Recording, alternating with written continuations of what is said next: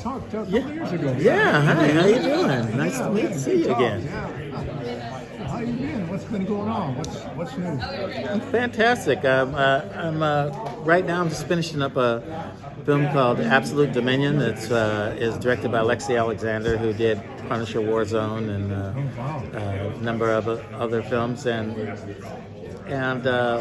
just it's called Absolute Dominion, and it's so unique and interesting, this story, and I'm getting to use musicians that I've never used before, instruments that I've never used before. Ask that about a new sound. Yeah, it is an incredibly different sound and an incredibly different approach to doing the film, and I'm very excited. I can't wait for people to see it. I'm down to my in my last week of work on it, and yeah, so it is like out of my hands.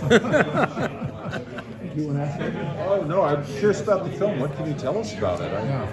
Absolutely not a lot. It's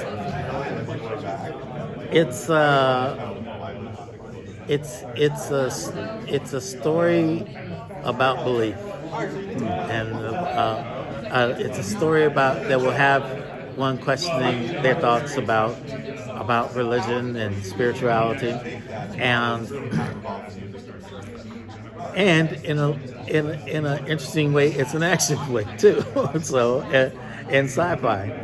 So it's gonna make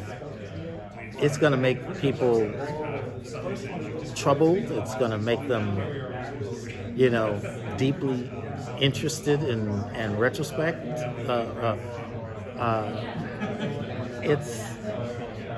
It makes me very reflective to just think about the subject matter that is coming up. So I think that everybody's going to take it in their own way, and musically we're trying to leave it very open for folks to find their own path with it. But it's very, very deeply interesting, and I'm very proud to be a part of it. It sounds like it'd be definitely challenging mixing music for that many different themes, but that I could see the appeal. We do, and to do it in a way that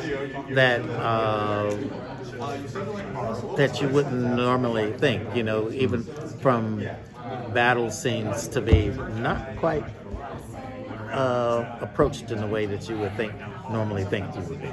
And I got to be honest, I'm over the moon excited about it. I can't wait for people to see what we've achieved with this score. When's it come out? I do not have the date on it yet. I'll let you know as soon as I find out. All right. So you've been doing this for a while. What surprised you about being in this business? What's the big surprise that you didn't know before? Wow. The surprise is that all these years later I could still be here. To be honest with you, we have no idea that when I started 35 years ago, I'm 65 years old now, and to think that I would be still relevant, beat the odds, that people would still care about what it is that I have to say is remarkable to me. I'm thankful for it every day. This has been one heck of a ride, and I feel like I'm just getting started. I feel like the really cool things are here to be done now. So someone had asked me, I'd done a pretty unique score on a show called Stitchers, and they said, well, how do you figure, why is it that, you had such a unique take on it? I said, well, if you want something really different and unique, either call somebody young enough that they don't know any better, or long enough in the cellar that they just don't give a shit. So either way, we can get you kicked off TV. Hi, Kurt. I'm with But Why Though. Thank you so much for being here today. Hi. So how was it composing the music for Black Lightning when you first got into the project, and how is it different from all the other various shows you've composed for? And like composing a superhero theme, what goes into crafting a superhero theme for Jefferson Pierce? Well, Black Lightning was a unique scenario in that we hadn't seen a black superhero as a main character, as the lead character, let alone an entire family. And at the same time, we were trying to be unique, but not toss out what people come to expect in superhero lore. So how do we do that and actually say that this is happening, but this is happening to this type of family as opposed to another?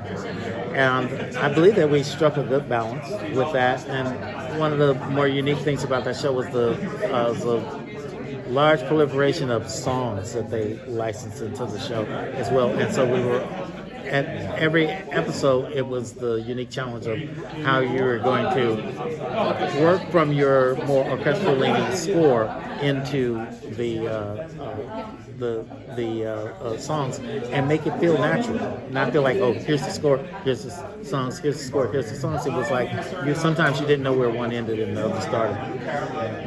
Thank you.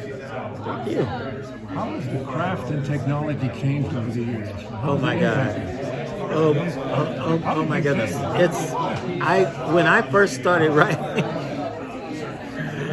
this is how careers come to die. You start telling the truth. And they say, no, really, he is old. They were, how old was Izzy, Bob? Well, when I started writing, there was we turned in scores on quarter-inch tape and at 15 nips. Editing meant pulling out a razor blade and slicing the tape. And then taping it back together again, taking this chunk out and taping it back together again. It wasn't like in a computer and tap tap tap and it's done. If you ran out the door and picked up the wrong bag and you did not have the tape with your music in it, you couldn't text somebody and say, hey, would you shoot that over here real quick?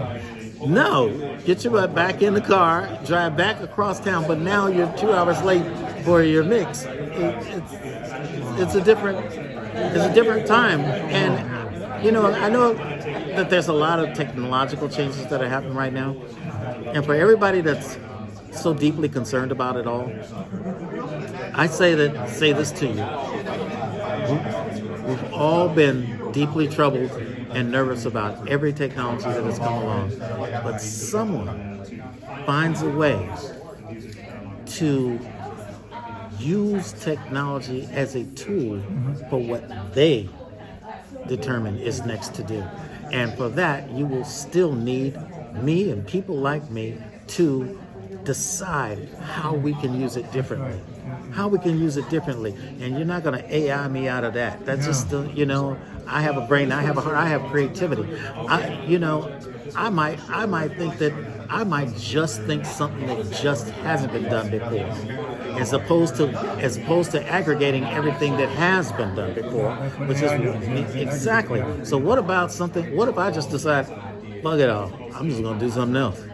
I'm just going to do something else because I can. I'm going to think different. If I've decided that, I am always still in the game.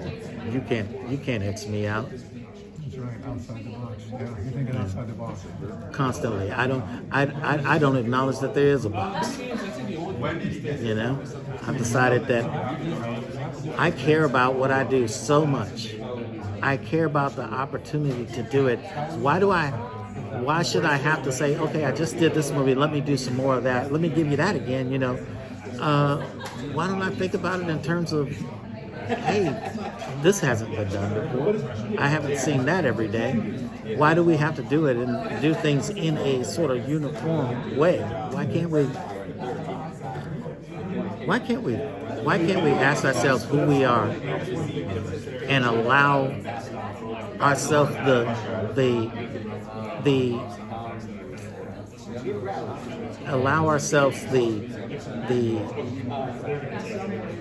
humanity that comes with exploring and exhibiting your authentic self.